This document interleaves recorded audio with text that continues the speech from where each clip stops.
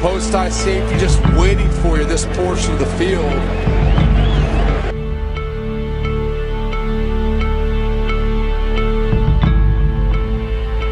Sitting here ringside, there are few knockouts that sound like that. Yeah.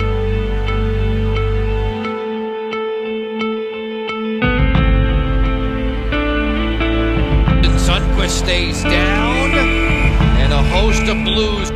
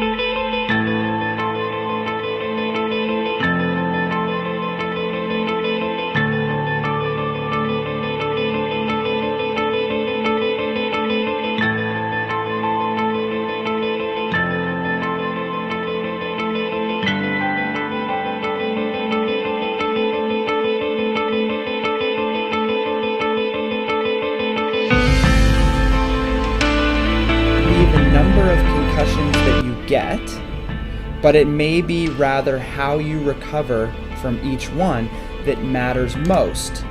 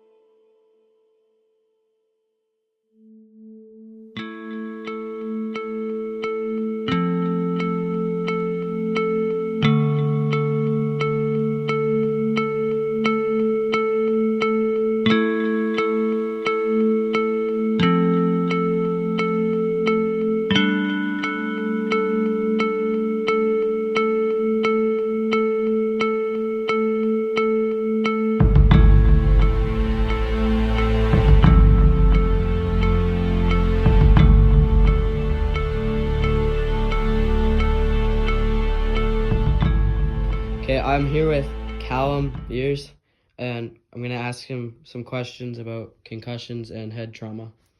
Okay, Callum, first question. When you had your concussion, how did it affect you, and how did you recover?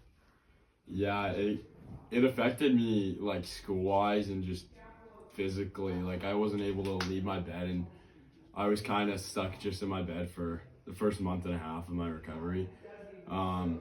And yeah, it kind of set me back just in hockey, and I still have permanent issues and stuff just with lights and sensitivity, that kind of sense. But yeah, besides that, just mostly like it's affected like my school and behavior too. Like I was a little bit more irritable and yeah, just not always the best to be around. So yeah.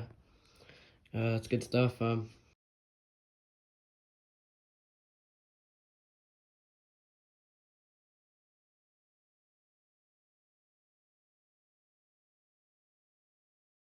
Now, but when he was younger, he competed in rugby, karate and boxing.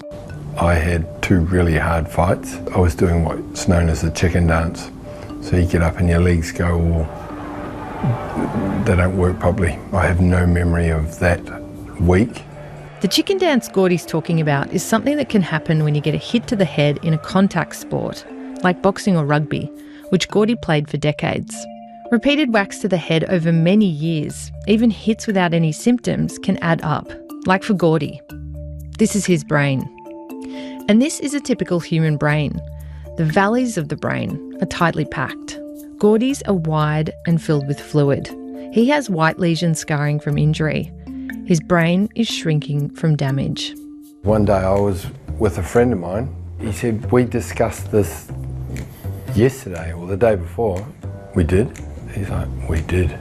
He's like, look, I want you to go and have some tests done. These kind of symptoms like short-term memory loss, along with a lot of testing and brain scans like this, are all pieces of a puzzle being put together to try and figure out what's going on for people like Gordy.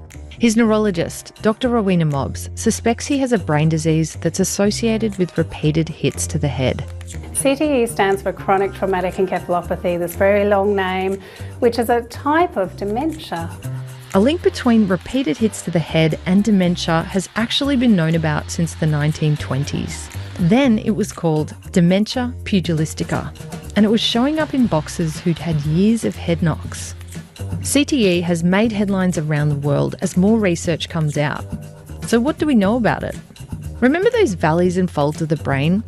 Well, the head bumps associated with CTE are thought to cause a protein in the brain called tau to malfunction, leading to an abnormal buildup of the protein in these valleys. Eventually that spreads to wider areas in those valleys, eventually the whole cortex or these whole folds of the brain. Eventually it may spread down to the areas for memory, which are here in this temporal lobe. Robert Stern is a professor of neurology at Boston University. He says concussions are part of CTE, but the more common repetitive hits to the head without any symptoms are what add up.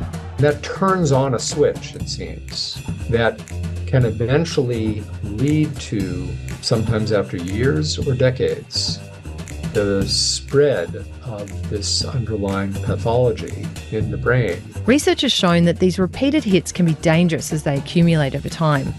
The total force and the amount of hits you get matters. It's why some players might not get CTE, but players who've had more and harder hits to the head over years are more likely to develop the disease. It's not clear exactly who will get CTE and who won't. Right now, CTE can only be fully diagnosed after death by autopsy. The scientific criteria to try and diagnose CTE's symptoms is right now only meant for research. But Rowena Mobbs uses it, along with her expert opinion and lots of other tests over years, to diagnose patients like Gordy with probable CTE. And this has some experts concerned. CTE is getting so much publicity, hype, that a lot of people become unnecessarily scared and hopeless. People self-diagnose, and therefore they say, it doesn't do any good for me to go to the doctor. It's much better to allow that person who's come to you for care, that opportunity of care of the symptoms and a general understanding of what's going on. Gordy is now on medication that he says has made a big difference to his life. Way more switched on than I've been for a while. Mood changing too. I kind of feel a lot better about myself. Would you let your son play contact sports? Moving forward, there is no way I would let my son compete in heavy contact sports. No. Not knowing what I now know.